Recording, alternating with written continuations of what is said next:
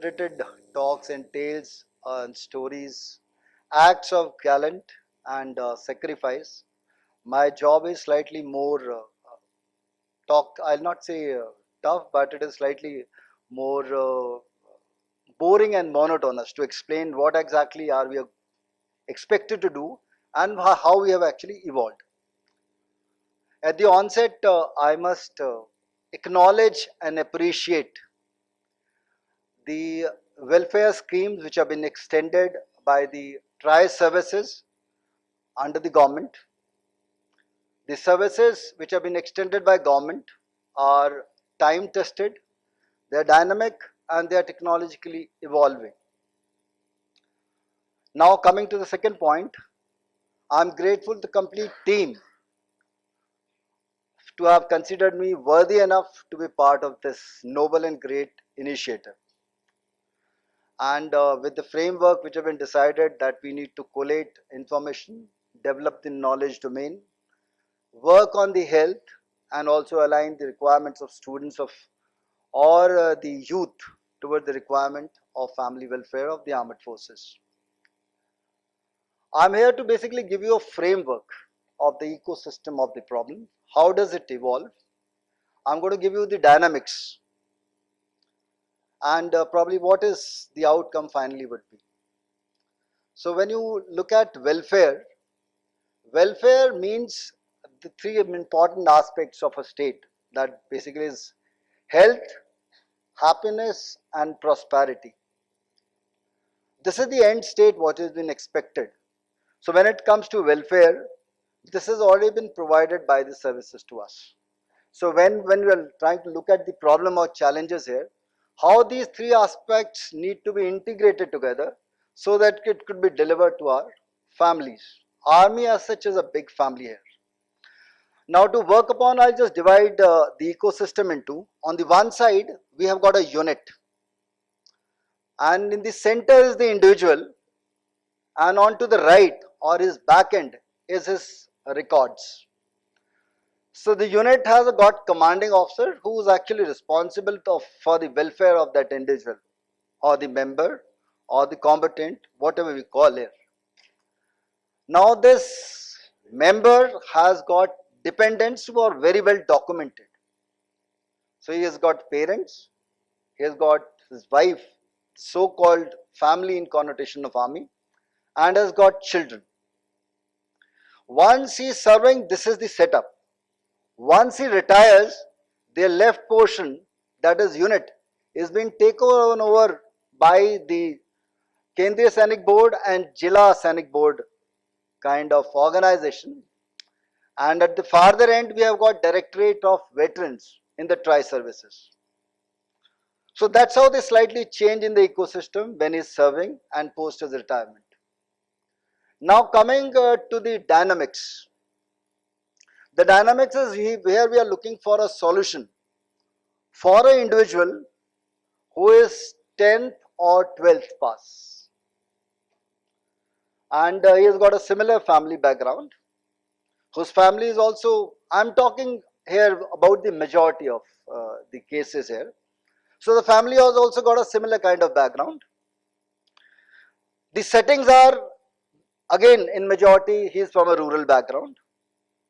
The tech savviness of the individual and family is limited to WhatsApp and now probably the YouTube. So this is the technical background what we have. Now coming to the problem, we are now going to talk about the problem related to the family post demise or when he is in the stage of earning pension. So we want to the one side, we have got his individual, in the center we have got his dependent, and the right we have got his children. So we divide basically total problem into three modules: to look after the soldier, look after his dependents, maybe his parents, brother, sister, or his family, that is wife, or his children. Now these three modules in itself should be developed in such a way that it could cater for the three end states of welfare, that is health, happiness as well as prosperity. For a soldier, once he is no more or he is given his sacrifice, his end state is, first of all, his last rites should be done in the most dignified and respectful manner. If the act is gallant, appropriate to the administration, a memorial could be created there. His documentation is done by the unit, and in case there is a miss out, probably there is a good follow up by the unit which has been done, and the documentation has been carried out. After that, if there is anything left out, then we need to look after his medical facilities and his canteen facilities. So the medical is looked after by an organization called ECHS, and there is a canteen store department which look after the canteen facilities. This is basically a charter or domain of the responsibilities when it comes to the soldier per se. Besides his pay and his entitlements, in the present cases the pension entitlements. Now coming to the family, he might be married, he may not be married. So you got a dependent father, mother, brother, with wife or maybe without wife. So you need to look after the requirements of this family. Now comes the children, a normal children or could be a specialized child. Also, it depends on at what stage his children are. So when you look at this problem has got three triad issues importantly. One is a social, which we already heard from the esteemed guest, that what you're looking for is a human angle which has to be associated with it. The second is organization, which has already got certain documents and protocol and compliances embedded in the system. And third is the technical solution which we are now going to look for. So we need to develop a solution which need to collect, collate, aggregate, validate informations from the existing setup. If not, then from his family, friends, unit and nearby resources, collect and collate the data, validate that data, update that data, make a database. At the same time, we are also looking for hooking on to the existing statutory bodies or government bodies which are already working in the domain.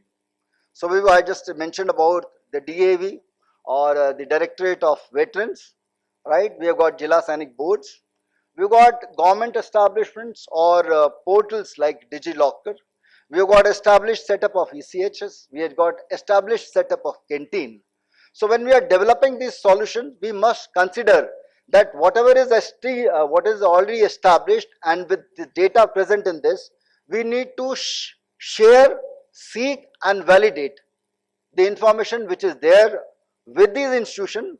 At the same time, when we extract, we should also have protocols which are available and can be shared between these organizations. The last and the important thing being when it comes to children. So children, they could be looking for a financial support, they could be looking for skill development, or they could be looking for the mental health issues. As Sir just said, financial help is the only thing they are not looking for. They are looking for somebody to console, they are looking for somebody to speak, and they are looking for someone who could be associated with them. So what we are looking for when it talks of alignment of youth, we are looking for people who are young enough, who are willing to commit themselves to this cause, getting associated to these families, develop a trust and seek information. So we are looking for social scholars. Since we consider it as social innovation, we are looking for social scholars who can devote themselves, connect with these families, collect information, and here we are looking for a sustained support. I repeat here, sustained support, because it is difficult to develop trust of a family. You just heard Thapar sir here, you just heard Deepchand here. Once that trust is being developed with the scholar, then the family is bound to ask and share details with him. So when this scholar who's been entrusted with the responsibility of connecting with his family, he need to give a sustained support. And in case that support is weaned off or taken off, the transition between the next member or social scholar should be supervised so that it is ensured that trust which are there with the family member is retained. So we are looking for a solution, we are looking for a support, and we are looking for a sustained relationship so that these families are assured of their help, support by this complete solution. Coming to the last point, the guests of honor have already explained that these acts are momentous, the recognition, respect is momentous, and probably it fades out in a duration of time. So what we are expected to is, the aim of the complete exercise and initiative is to basically bring the complete family of these martyrs, keep them afloat in the society, in the mainstream, enable them and empower them, and create a social impact and influence on this youth so that the others are inspired to come and join in the noble cause of serving for the country. Thank you very much. So now we have reached the end of the ceremony, but before end we should have something that we can remember. So just to mention that, like, we have, it's our luck that he is available today, the Hackathon Man of India, Dr. Mohit Gambhir sir, and Dr. Swati Maheshwari ma'am, who is educating the youth through the news.